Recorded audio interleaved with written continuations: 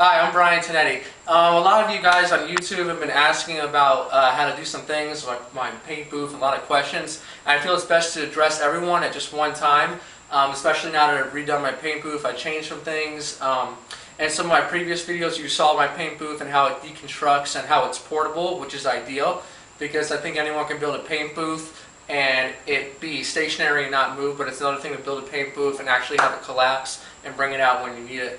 I'm a school teacher, PE teacher for elementary school, so on my summers, on my weekends, I like to paint. That's my hobby, that's what I enjoy to do. I don't think I could ever paint for a career, but it's just something I enjoy. I paint different grills, different people, and I ship them out to whoever. I also do custom work with interiors, okay?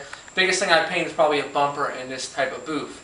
Now, what I'm going to show you is how I make the booth and pretty much what parts you need and how you can just make a whole paint booth from Home Depot. Okay, just real quick, the fans I am using are not sparkless. Okay, you always take that risk of something combusting with the open spark, okay, and the fumes coming through.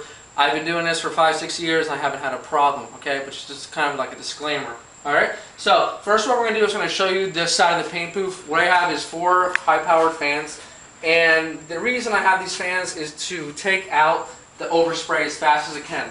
Okay, this is a 9x12 booth, so in a 9x12 booth, as soon as you start spraying, especially with SATA RP, that overspray gets in there pretty quick and you're not going to be able to see what you're doing. Okay, so I use these fans to suck out the overspray. Okay, in this type of booth, I guess you could say it's a semi-downdraft, okay, because what happens is it's sucking the air from the other side. And let's go over there and I'm going to show you how I make the filter holders. Now this is the filter holders that I made. Again, I'm very, very creative. I like to think of things to make. Off the top of my head, these are like 99 cents. I believe they're used for drywalls at the corners. You nail them together. What I thought is I wanted to make a filter holder because I didn't want to take the filters and tape them in every single time. It's going to be a big pain in the neck. So instead, I took filter holders. I took these corner things, whatever you call them, and I did just like this with glue, hot glue, and I made a square, and pretty much I have a filter holder. So what I can do is just pop it right in, and I'll go around with tape on the ends with cheap tape and just tape them in. And we're going to take that out for now because I'm going to show you a little demonstration. Let's go back over to the 20x20 filters. Okay, so these are 20x20 filters, okay? And what I was originally doing when I first bought this made this paint booth, is I kept buying the furnace filters that you see at Walmart, and that kept getting me down really quick. So I picked up these actual paint booth filters for like, I think 80 bucks for 50 or 60 of them. And you can see they're just like that. And I fit them in. Now, I actually have to tape them in because what will happen is if I don't tape them in, this fan will pull them out, and that's obviously not good. So the same thing I have are the same 20x20, the corner drywall things, whatever you want to call them. I have 4 of those in here. So I just tape them, and I change these about every 3 to 4 jobs. Guys in the bigger paint booths can get away with a lot longer than that because their fans are so powerful that it still sucks the paint overspray right through them, but as soon as these get clogged up, they'll actually get hardened, and these won't really do much. So what I'm going to do now is I'm going to power on the fan, the 4 fans, and I'll do a little demonstration to show you how it works. But right before we do that, let's go inside. I forgot I wanted to show you a couple things. Courtesy of my sister all day has been helping me decorate this paint booth. Let's take a look at this paint booth. This is a state-of-the-art paint booth. Can you tell the retro style blue and white tape? We went out to Lowe's and got about 4 rolls, and it looks a lot nicer. The neighbors come by, they see this, they really like it. Alright, come on, Katie, over here. Show everyone over there. Show them that. Okay, very nice. And on the opposite side there is as well, if you haven't seen it. Just something I thought I'd show you. Now, this is a zipper door. Oh. Okay? This is a zipper door, and this zipper door can be a pain in the butt, okay? Now, the reason why is the zipper is not really strong, okay? And what happens is when you turn this paint booth on, it's going to suck the walls in, and it's going to put so much pressure on this zipper door that it's going to buckle, okay? And I've bought plenty of these zipper doors to know. You can buy them at Home Depot, they're 10 bucks. Okay, so what I had to do is I put the zipper door on, and then I had to make a relief cut, open it up, and then add some more tape just to help it zip up and down. The reason why I put this tape here is to make this stronger, so that the 6mm plastic is pretty good, but this extra tape on both sides actually makes this stronger, so that when I zipper it up and down, it doesn't go in or out. Okay, it's probably about a couple millimeters, or maybe a millimeter at that point. Okay, so let's go inside. There's a couple things I've changed. Alright, so what I have here on the ground is a 9x12 tarp paper. It's real cheap, it's like $4. I put the paper down so that when I have the paper down, I don't have to worry about paint overspray building up on the bottom here, because when I first started this paint booth, I didn't have any of this stuff here. So after about 3 or 4 jobs, I pull this up and I throw it away and buy a new one. What this helps to do is it keeps it nice and bright in here, and also when the dirt settles on here, I just get rid of it, okay? Not that much dirt settles on the walls, thank God, because what can happen is a lot of guys are concerned that when you paint, that when the air starts going, the paint's going to flake off and come off in the paint job, and I haven't had that problem.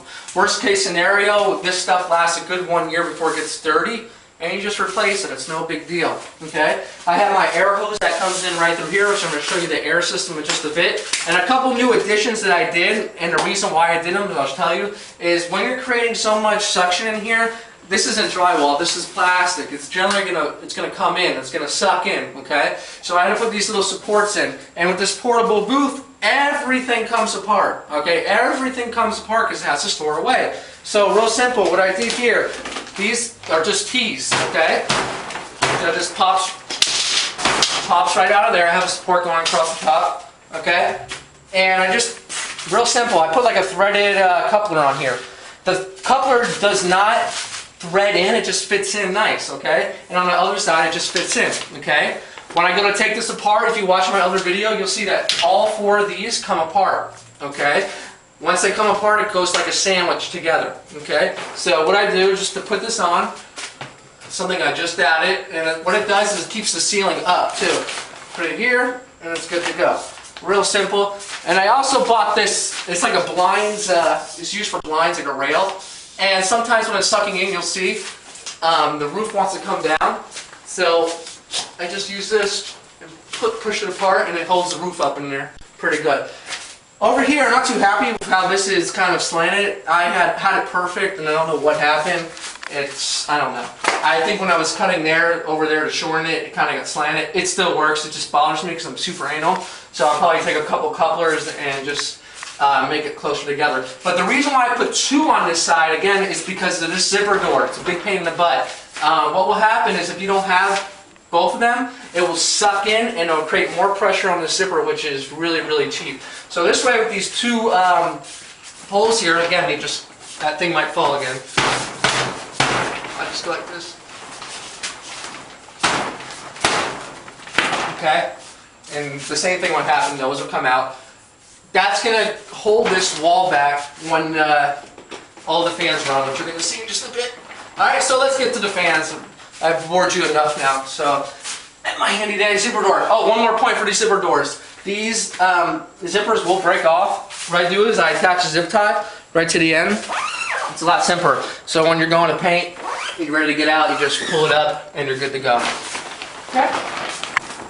I'm going to turn this fan on here. Alright, if we take a look at the paint booth, you can kind of see that the walls are sucking in. If I go like this, you'll see it sucks right back in. Alright, come on inside. Now I really got a good hold on it this time because before these were bowing way down. This isn't that bad, it's not bowing too much. This holds this back, this holds this back, and it's very, very, very important that when you're making this paint booth that you stretch the plastic as much as you can. My little sister that's recording right now, thank you very much, Katie, helped me out so much, that's why I took her to Tijuana Flats, okay? But my mom paid, so I guess she didn't help me out too much. Anyways, this is the suction in the paint booth, okay? The last thing I'm going to show you is how it actually works, okay? So air is actually moving from this intake filter that I will put in a second, across the booth, and out. So obviously that's a new filter just for demonstration purposes. I'm going to show you those are the old ones. Okay, come over here, Katie.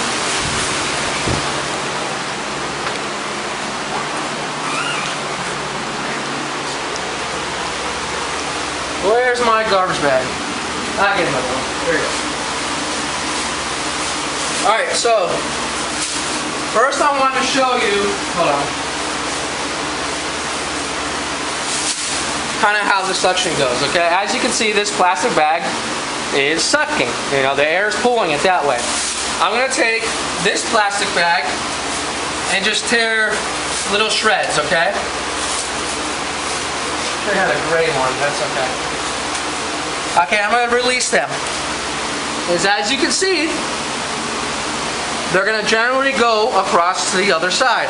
Okay, they have to be smaller. See that? Okay, they're generally going to go across the paint booth. Okay? Okay? Watch. Okay? Some of them fall, but you got to think of how overspray is. It doesn't weigh much of anything, so that's going to generally all go over there. One more time, watch. See? Better be getting out on camera. That was, oh, that one got caught on the fan. See how good that is? Watch.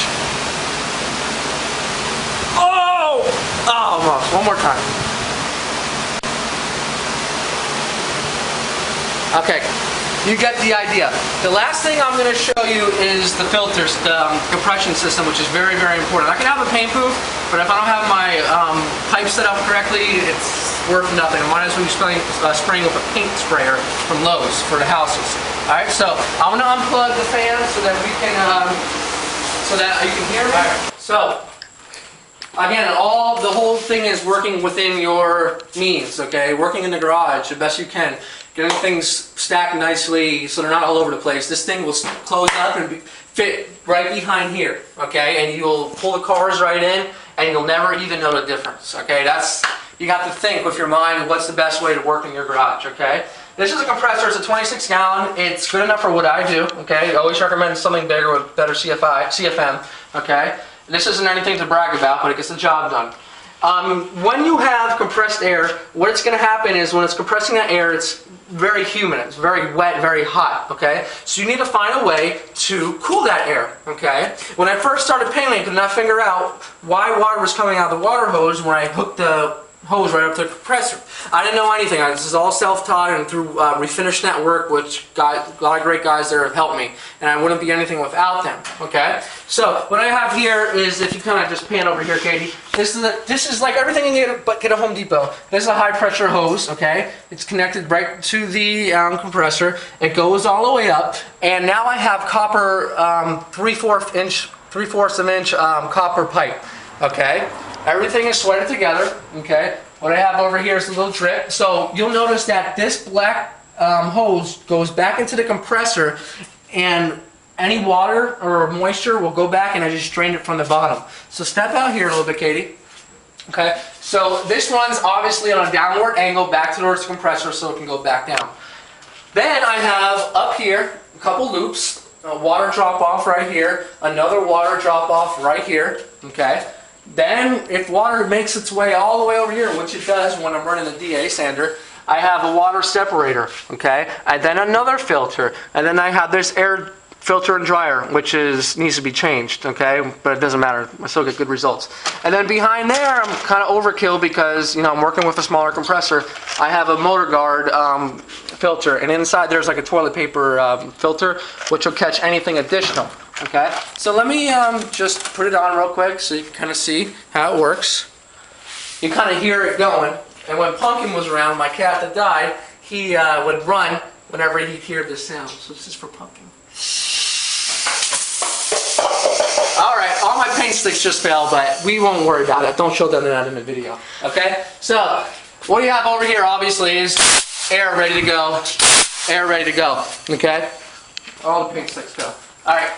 Over here, it comes through here, okay? I don't have my hose hooked up now. There's air. Feels good, okay? You hook that up, you're ready to go. I don't use this much just for filling air and tires. If I want this to work, it's ready to go, and I hook up whatever I want, okay? So that follows me into here, where I keep my guns. I have 2 Iwatas, and I use a solder for clear, okay? So I come in the paint booth, and here's the last thing you need to do. You hook up your paint gun, and you're ready to spray. Okay, and that's all there is to it. I hope this video helped you out. Hope you learned some things. I made this video because it's easier to answer your questions all through a video. than it is through individual responses. And now that I kind of know this booth a little bit better, I kind of know what to do and the best tips and like the zipper door and everything sucking in, where to get the filters and things like that. By no means is it a paint booth that a professional can use, but it works. And when you're painting, what you need is a controlled environment. Somewhere to keep the bugs out, somewhere to keep air flowing. All it is a controlled environment. So whatever you need to do to control your environment, then you have it. Maybe it's a garage with fans blowing air out, okay? This is my controlled environment, this is my hobby, and this is what I love to do. And anything I can help you out with, just send me an email at exus28@aol.com, or just leave me a little comment below there on a little thingy-majiggy, and I should be able to answer you. I hope you enjoy this video, and I'll try to make a couple of videos of how I actually paint parts. I've got a few more jobs rolling in, so I gotta get to those. Other than that, thank you very much, and I look forward to your comments.